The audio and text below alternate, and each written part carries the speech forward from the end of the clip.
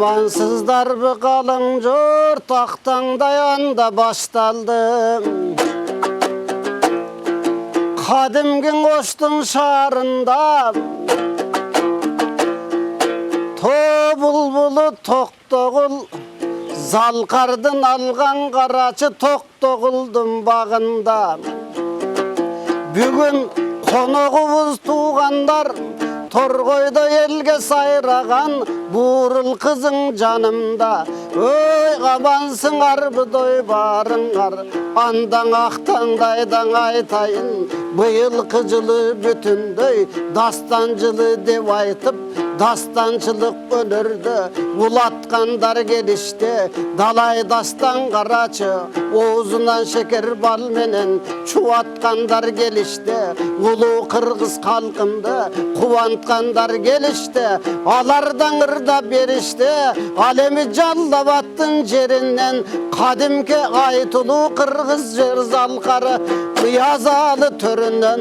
Toktosunday sayragan torgoylardın çeginden. Bir kesteni saktay oşol katavuz, taptagan kız turbayba. Aldın kızı kırgıztın de maktagan kız toy turbayba. Oy amansın bu dastançı, ataktın geldin şairi. Bu yıl atayımına karaçı, aktangday da kadimgin eltiyerdin töründe. Uşul jakşılık dep karaçı, jaylatıp turgan çağıbız. Sizdey dalay bölür postu top doltup, sayratıp turgan çağıbız. Ey salamdı anda joldoylu, bizden kavaralınız, bizden ali kalınız. Emi gezekten anda bireyin, geri jorgonu çalınız. Hoş gelipsiz, hurmattуу burulayım. Biz bu yıl uşul Aktangday teledolborunda elterde dastançılı dep jarıyaлаганбыз.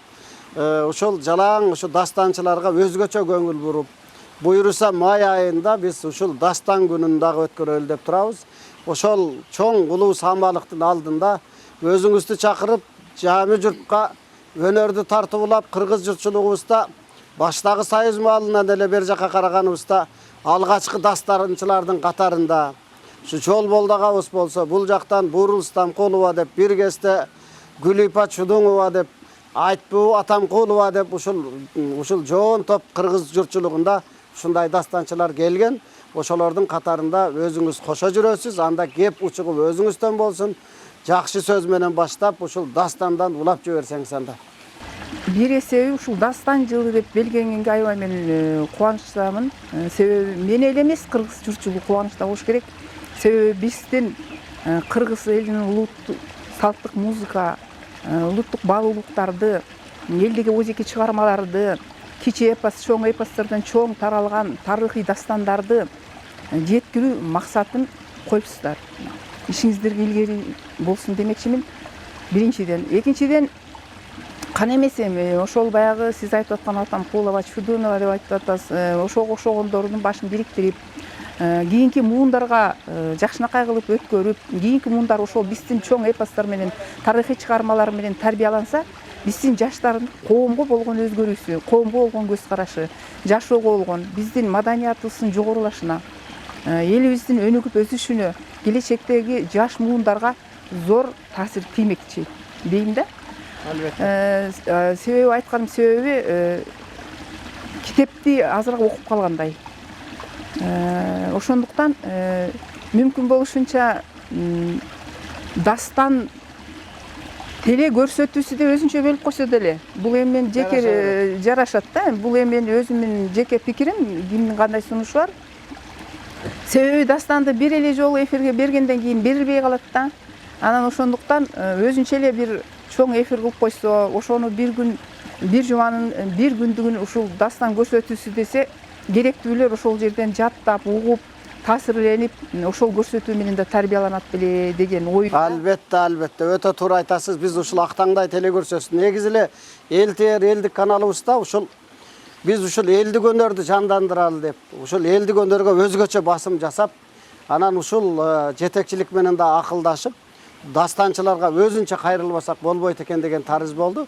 Albatta sözünüzge koşulabız. Dastan günü belgilenip atkandan keyin demek biz дастан атайын көрсөтүүсү да уюштуруп койсок бул жараша берет бизге. Себеби эл арасында элдик озеки чыгармалардан жазылган илгерки Курманбектин бир варианттары, Олжобай Кишимжанында башкача варианттары бар экен эл арасында. Бирок алар шартка байланыштуу эфирге чыга алышпай атат. Аларды изилдегенде сизге окшогон бир жакшы бир көрөгөч бир ушундай бир редактор болсо, мүмкүн дагы кеңейеби деген эле ой максатта. Ошондуктан эл арасында дастанчы өнөрпоздор көп деген максат. Азыр эми баягы замандын агымына жараша көпчүлүгү аябай тездикти жакшы көрөт экен. Анан кыска көрсөтүүлөр болсо, анан кыска мындай бир жарнама сыяктуу жылт этип кайра тезирээк эме боло тургандай нерселерди көп жактырат экен да. А негизи бизге элдин кайра мына бизде кайра жаралуу же болбосо жаңы заманда дагы биз азыр мамлекет башчыбыз баш болуп жалпы коомчулукта негизги кыргызчылыкка кайтып атат да. Кыргызчылыкка кайткандан кийин дастанга сөзсүз кайтышыбыз керек. Сөзсүз түрдө себеби тез баягы өтө кызыл батоңот. Ооба. Ошондуктан биз муну шашпастан кеңири дастандардагы чоң масштабтуу чоң мааниде болот, маанисин түшүнүш үчүн бизге убакыт талап кылынат да. Сөзсүз. Ошондуктан бул жеке оюм деп туура эле кабыл алат болушуңуздар керек деп ойлойм. Албетте эң туура. Анда сизди алгачкы чыгарма менен баштап жибериңиз эми. Анда эмесе алгачкы чыгарма болгондо ошол 89-жылы Арыстанбек Буйлаш уулунун эч бир чыгармалары жок мезгилде эми жакында эле чыкты жана Арыстанбектин алып салыптары деп чыгып атпайбы? Ошол мезгилде мен 98-жылы Кыргызстан маданияты гезитинен алдым эле да. Ошону аябай көп болчу да. Ошонун керектүү жерлерин алдым эле. Ошону Арыстанбек Буйлаш Жакшы болот.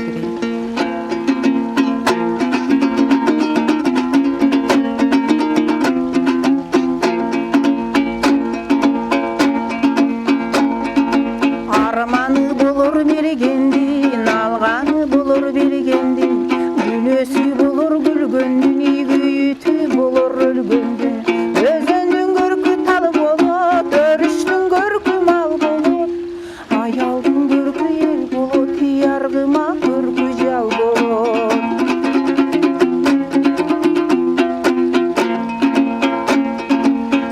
Сайдын башы кыр болот, санамды айтсам ыр болот. О дүйнө кетер окшодум, менин санатым айтчу ким болот. Тодонун башы кыр болот, толгону айтсам ыр болот. О дүйнө кетер окшодум, менин толтурчу кордум ким болот.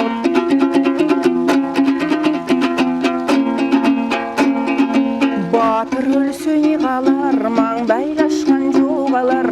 Чечен өлсө не калар, таңдайлашкан догалар. Акын өлсө не калар, жазылбаган ыргалар. Ырдалбаган ыргалар, чертилбеген күйгалар. Ачылбаган сыргалар, жазылбаган ыргалар.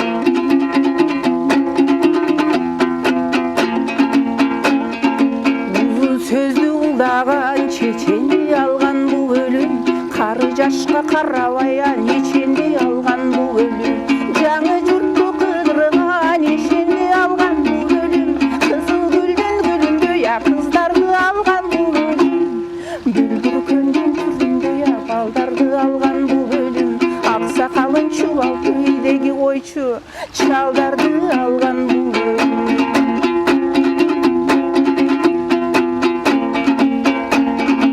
Жакының менен жолашпа, өнбес тоonu доолашпа. Сөзү окпой жамандан, жакын жүрбөй оолакта. Карынын сөзүн капка салы, колхозунда нуска бар. Өз кезеге келгенде акыры башка бир өлүм. Өз кезеге келгенде акыры башка бир өлүм.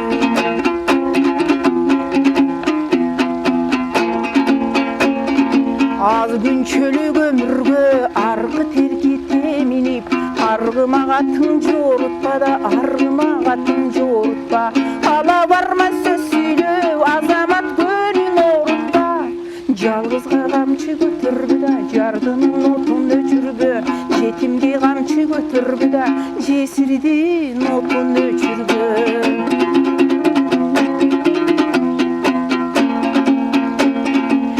алыс сөзің айта сал, қылтыңдаған арамға, қылчақтабай башқа сал, шылқылдаған арамға.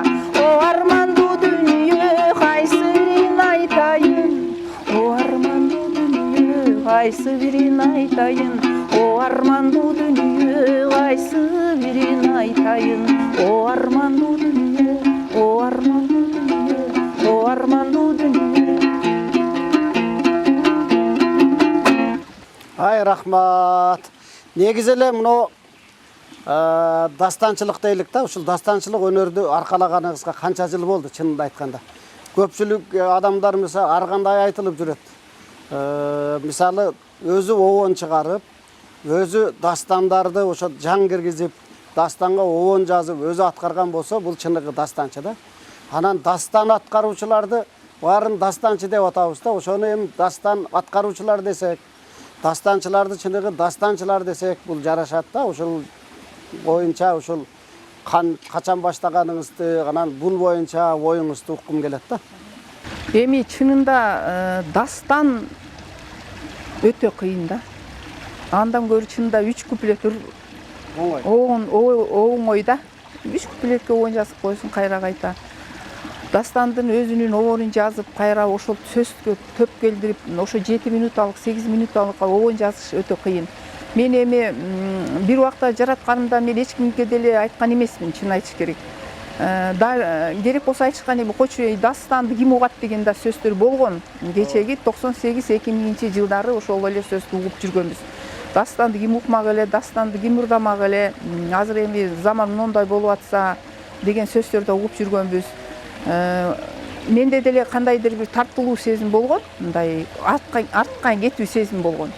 Ошол учурда Жолбол Далыбаевдин таасири чоң тийди. Жана чолпонумду балам жок турдап чыкканда. Анан элге дагы ошончолук жүрөгүнө сиңимдүү болду да. Анан чыгарса болот окшойт деди. Бирок мен кайрыктарды жазып аткан мезгилде обондун кайрыктарында, дастандын обондун кайрыктары өтө кыйынга турду. Ар күнгү көрсөтөм, ал убакта бизде цензура бар эле. Цензура бар эле, анан комиссияларга көрсөтсөң сөзсүз түрдө жактырбайт эле да. Обону жакшы болсо сөзү койчу, сөзү жакшы болсо обонундай депчи. Ушундай сындардан өткөнбүз. Анан ошол мезгилде мени 99-жылы же 2002-жылы экен унутуп калдым. Жеңи жоктун 130 жылдыгында Туганбай Абдиев, Замир Гүлсүнбаевдар Калыстар тобунда отуруп калды. Ошол мезгилде Жаңы жоктун жаңы ырларын, дастандарын ырдап келгиле дегенде бардыгы ушу балам жок менен барган экен. Мен бир алла деген чыгарма менен барып алыпмын. Кандай сын пикир айтат десем, Кудайга шүгүр жакшы оюн айтышты, бирок көбөйт. Дагы көбөйт деди да. Жакшы чыгыптыр. Анан кийин эмгектенипсиң, эмгегиңди баалайбыз деп биринчи орун талаш тартыш менен болбой калып, эч ким албай калып, анан мен экинчи орунду алып калганмын.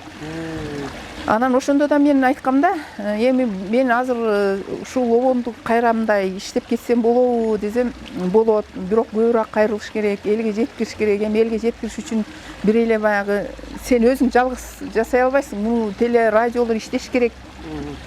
Ошон чыгармачыл адамдар дагы ушундай изденүүдө жүрүш керек. Ошондо жалпы эле айткан, барыбызга эле жалпы ошол сөздү айтышкан. Анан ошондон кийин чыгарсам болобу деп мен өзүмө сынга койгондон кийин сураганымда болот, эмнеге болбойт. Улуттук колорит сакталгандан кийин, жеңи жок улуу муундардыкы болуп аткандан кийин ушундайларды биз силер чыгарбасаңар ким чыгарат? Бирок көбүрөөк үстүндө иштеш керек дегенден кийин анан өзүмө мындай макул болуп, анан ошол мезгилде кайрылып калдым да. Ошондо мен 98-жыл, 2000-жылдардан кайрылып калдым да. Эми мына Алла Тааланын өзүнүн нуру бермети жаап, жамгырда жаап атат, билинбейчи. Азыр бир чыгарма ырдап бериңиз, анан балким жамгыр көбөйүп кетсе, баягы орун которобуз дегендей. Макул.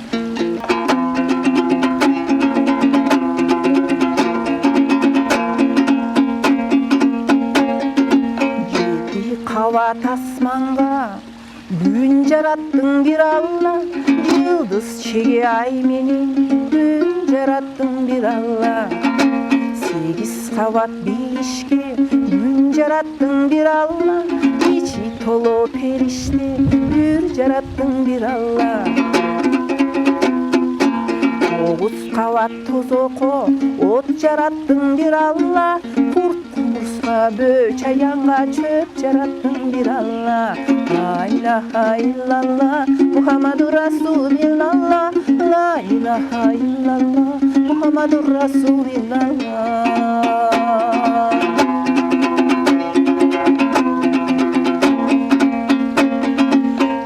18.000 адамға күн жараттың bir Алла, жылдыз толот ай менен күн жараттың bir Алла. Өлгөндөрдүн барысын көрдө кылдың bir Алла, казырды күн барысын чөлдө кылдың bir Алла. La ilahe illallah Muhammedur Resulillah, la ilahe illallah Muhammedur Resulillah. Ай, рахмат. Мына кадырма телекөрөрмандар, биз ушул Алланын бул дагы амири да актаңдай көрсөтүүсүн тартып атсак, моминтип асмандан Алланын нуру жаап, жамгыр бир аз себелеп жамгыр жаай баштады. Биз бурулайым ушул бул дагы болсо жакшылык да, азыр орун которуп башка жерден улайлык ушул биздин көрсөтүүнө.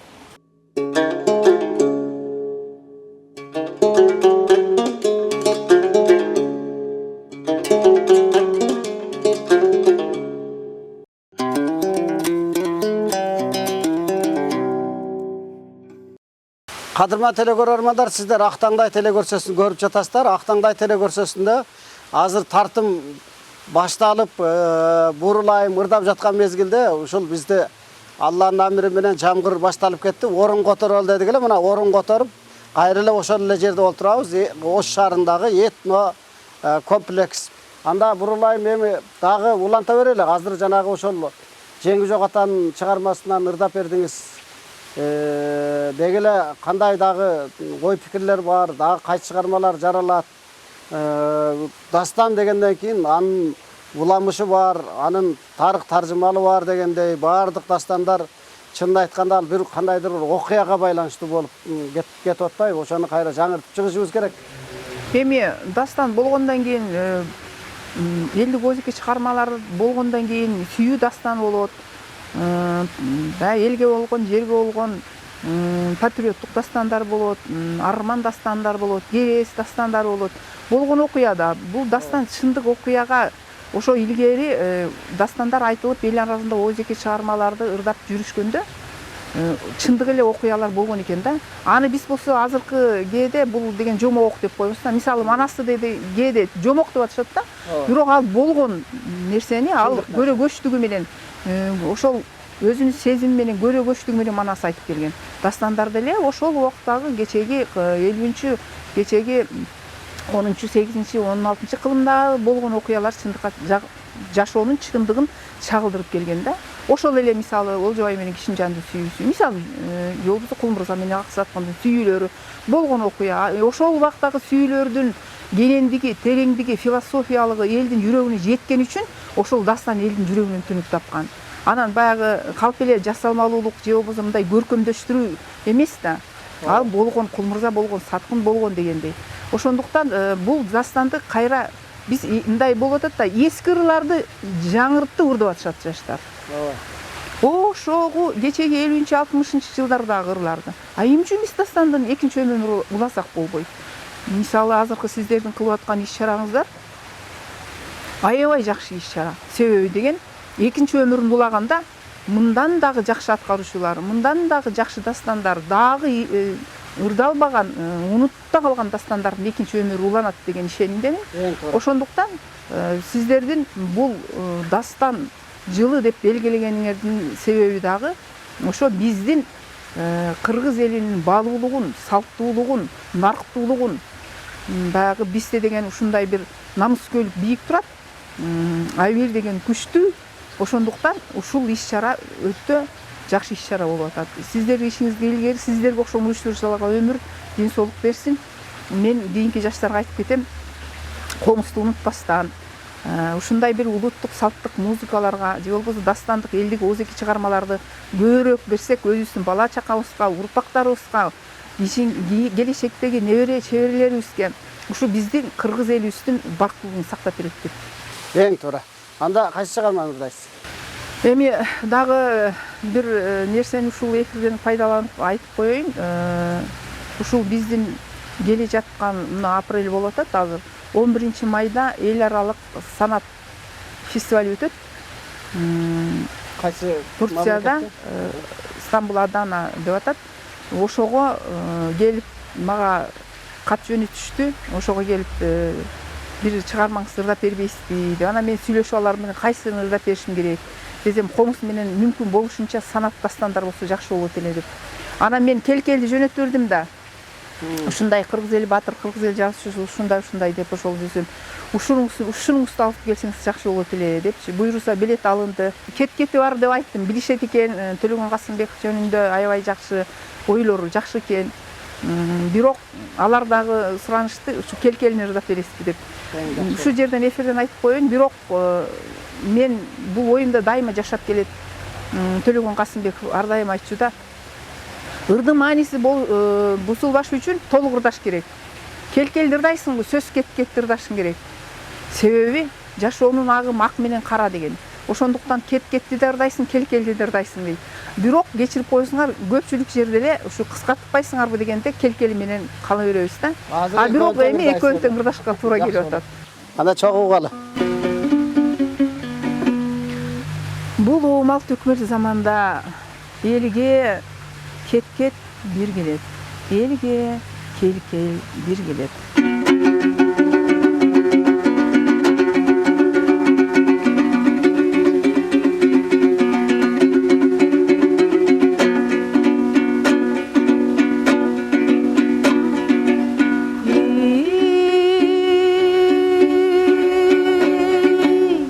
Элге кеткет келгенде шыны кетет сөзүнөн, эрге кеткет келгенде топук кетет өзүнөн.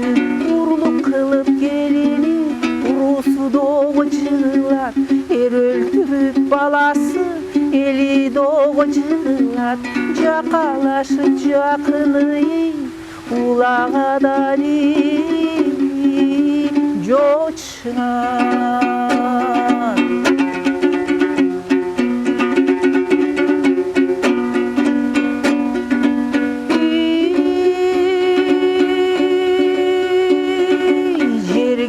Келгенде кышы кыран жут болот, жерге кеткет келгенде жайкак союп болот. Өндүрмө болот булагы, саяң болот тулаңы.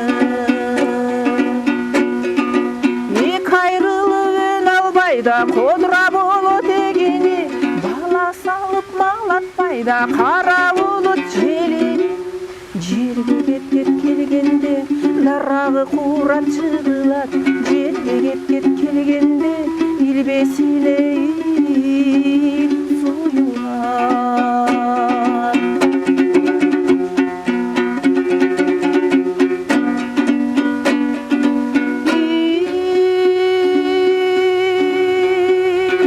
Элге кеткет келгенде пейил кетет бийинен, элге кеткет келгенде береки качат үйүнөн.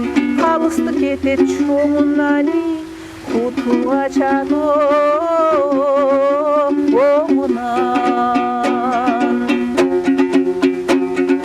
Күндө маре күндөдү ынтымагы ташталат, элге кеткет келгенде итыркырак башталат. Өзүн өздөй күтмөк жок, жатына жаттай түтмөк жок. Айтышкан оз жабылбай, арачы калыс табылбай, баары жатка жагынат да баары жокко чабылат. Элге кеткет келгенде башы шорго малынат, элге кеткет келгенде баары торгоңо чалынат.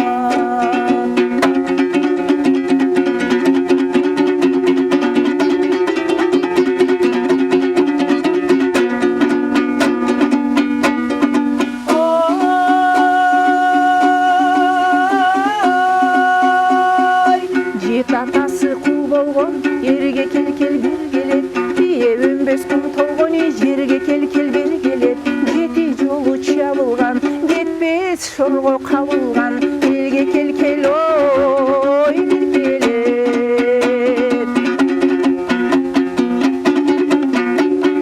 Эрге кел келгенде да жаркып турат маңдайы, эрге кел келгенде да шаңшып турат таңдайы. Адилети бек болот, айткан сөзү эп болот, тууган сынып душманы төгөрөгүң ой деп болот.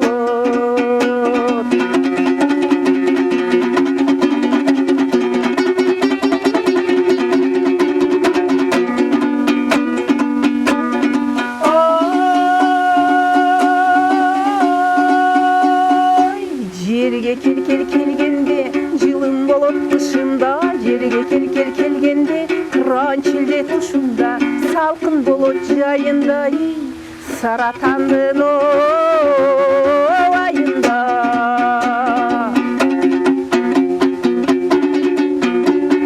Жылкы бойлоп кеч албайда, мөрөн болот суулары, жылан сойлоп өтө албайда, калың болот булаңы.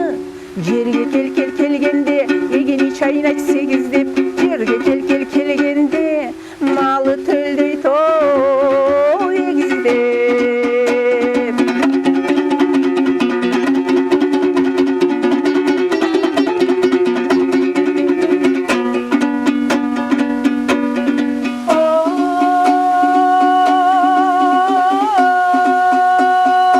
Элге кел келгенде пашасы жакшы башкарат, элге кел келгенде жаңазасы таш жарат, итир кырап тыйылат, ынтымак куруп жыйылат, четинен услоору чыгып келинде мурда ой кыз турат.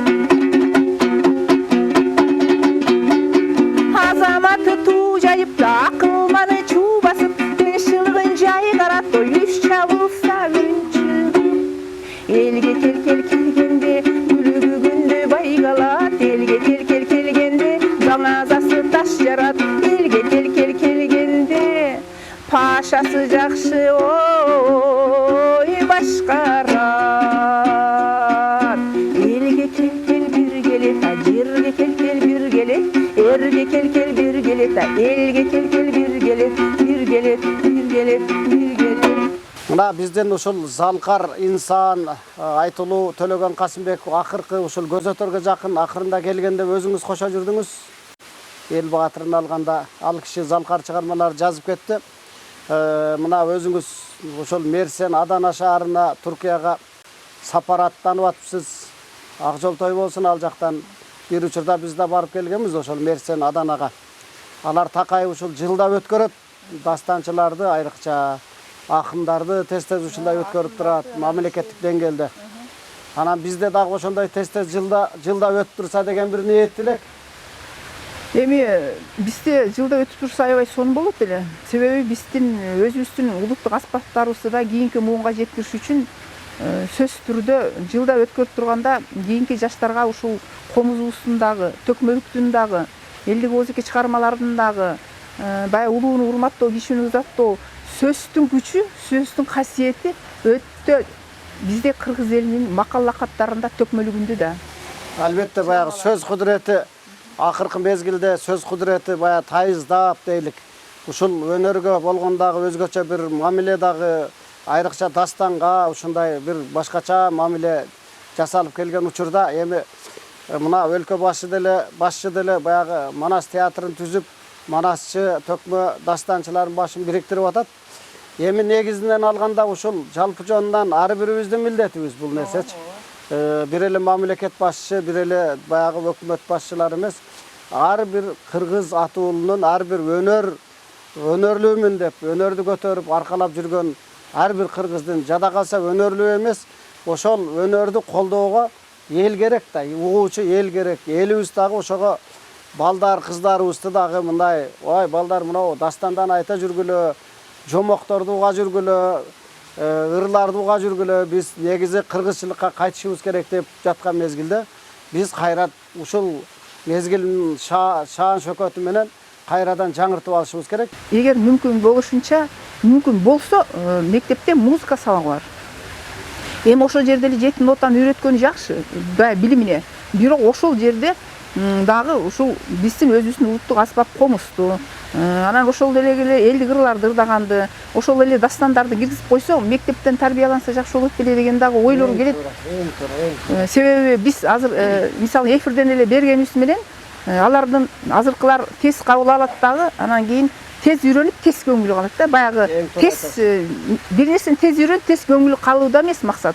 Бир нерсени үйрөнгөндөн кийин кайра ошол үйрөнгөн нерсени элге берүүдө да. Эң туура. Бул мына быйыл буйруса 28 жыл болот. Өз Актаңдайды түзгөнүбүздө башында өзүңүз кошо жүрүп, мына бизге аралашып, курбу катары, биз менен замандаш катары ошол чыгармачыл инсандар менен кошулуп жүрдүңүз ачылышында дагы.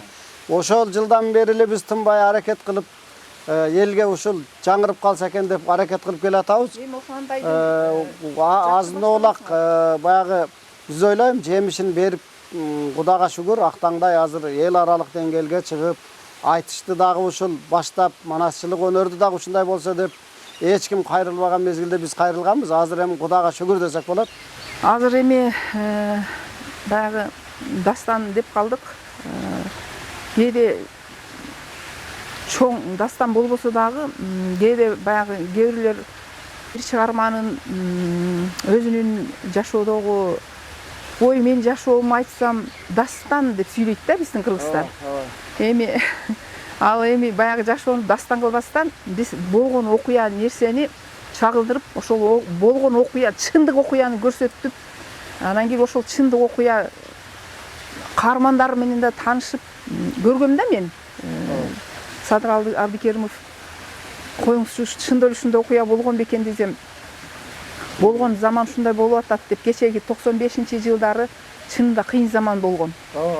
Ошол мезгилде Садыр Абдикеримов деген кыйын акын, билет элеңер оюнчу, кыргыз көчү дастанчын жазган, кыргыз көчүсүн, жеңи жоктун көк сулууга тазим деген дастандарды жазган. Ал кишинин чыгармалары эл арасында азыр ырдалып атат, бирок ас ырдалып атат. Ошондойлорго жаштар көңүл бурса, ошол чыгармалар чыгып калат деген үмүттөмүн да. Ошондуктан дастанды жакшы уюштурганыңарга, ошонун тул калган өмүр деген чындык окуясын чагылдырганда, мен ошол убакта айткамда, Садыр аке, сиз муну чындык деп жазып атасыз, бирок ырдап чыкканда эл муну кандай кабыл алып койчу, ушундай да болчу беле деп айтат десем, ал киши деген өтө чындыкка, байлыкка эмес, мындай руханий жан дүйнөсү бай, бирок ошону элге бере албай, эрте бул дүйнөдөн өтүп кетти. Көп сырлашып, көп замандаш болуп калдык, көп сүйлөшүп калдык. Ошол мезгилде мындайга эч ким кайрылбайт экен бурул, сенден бир өтүнүшүбүз, бир болсо сен кайрыласың, бир аракет кылып көрбөйсүңбү деп чыгармаларын окуп бүткөндөн кийин өзү тандап берди эле. Тул калган өмүр деген, ошондо ыйыктык деген жаздым эле да. Анда мен азыр ошону ырдап берейин.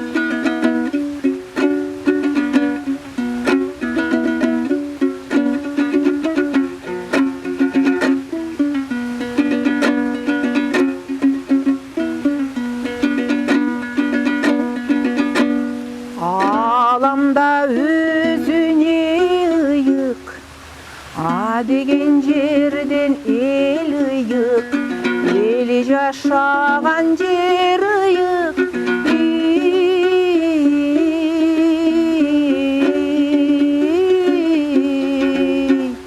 Ата менен эң ыйык, эне менен атыйык. Ашка кошкон туз ыйык, адилет менен түз ыйык, ак сакалдуу кар ыйык.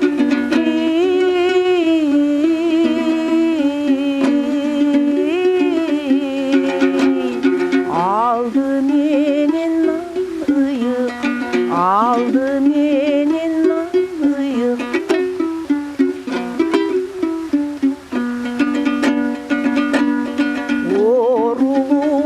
Дар ыйык, оң жүгөнгө ак ыйык, орду менен колдон соң.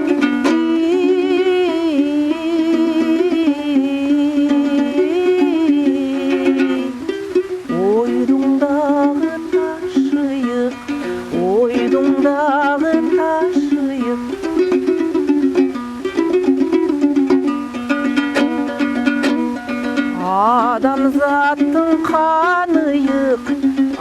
Бар адамдын жаныйык, ойлоп отурсам,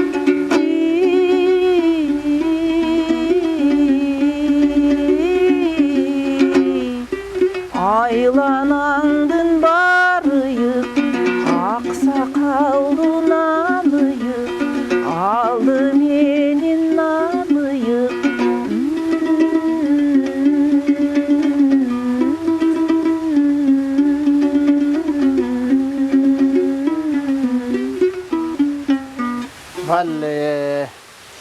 Садыралы Абдыкеримов чындап эле биздин өнөр дүйнөсүндө өнөр адамдардын эсинде калды.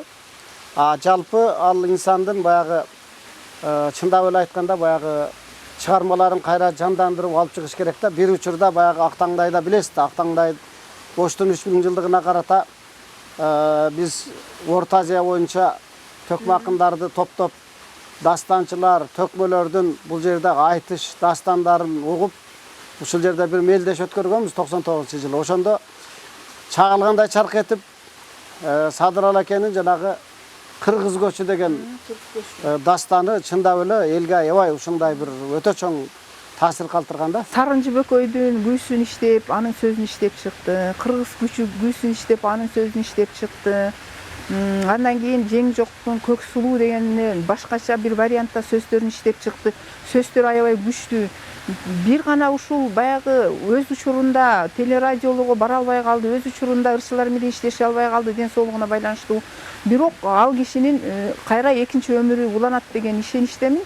Себеби деген бунун ырларын эгерде иликтеп, изилдеп чыга турган болсо, экинчи өмүрү улана турган чыгармалар аябай көп да. Бир жагы театр жагына дагы спектакль жазып, бул киши ар тармактуу болгон үчүн мүмкүн өзүнүн талантын, энергиясын батыра албай ооруп калдыбы, же эл арасына чыгып өзүн эл менен сырдашпай, пикирлешпей калдыбы, кандайдыр бир оору менен кетти да. Жаш кетти, бирок аз жашаса дагы саз жашады. Мен ойлойм, кыргыз элим, эгерде Садыралы Абдыкеримовдун чыгармаларын биле тургандар болсо, ушул иштеп чыгып, мына дастан деп силер быйыл жылы дастан жылында жаңы чыгармаларды дагы ушундай унутта калган чыгармачыл адамдарды дагы бир эскерип койсоңуздар жакшы болот эле деген ойда. Эң жакшы, эң жакшы. Биздин ушул телекөрөрмандар, жалпы эле ушул өнөр адамдары азыр көрүп аткан баарыңыздарга айрыкча мына быйыл дастанчылар менен манасчы төкмөлөрдүн башы биригип, бардыгы бир жерге келип турат. Ушул жаштарга да кулак кагыш. Садыралы Абдыкеримовдун чындап эле абдан мыкты дастандар жазган. Ошолорго да бир үңүлүп кирип кайрылсаңыздар болот. Биз дагы кайрылабыз.